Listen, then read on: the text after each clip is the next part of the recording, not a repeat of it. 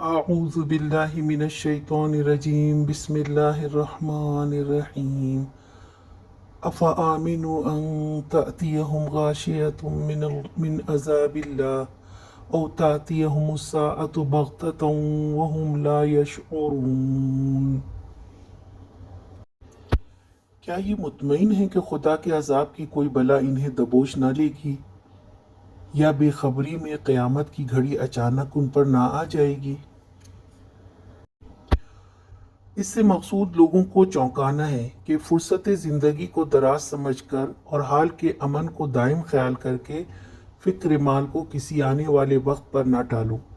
किसी इंसान के पास भी इस अमर के लिए कोई दलील ज़मानत नहीं है कि उसकी मोहलत हयात फ़ला वक्त तक यकीनन बाकी रहेगी। कोई नहीं जानता कि कब अचानक उसकी गिरफ्तारी हो जाती है और कहाँ से किस हाल में वो पकड़ कर बुला लिया जाता है। तुम्हारा शब व रोज़ का तजुर्बा है कि पर्दा मुस्तकबिल एक लम्हा पहले भी खबर नहीं देता कि उसके अंदर तुम्हारे लिए क्या छुपा हुआ है।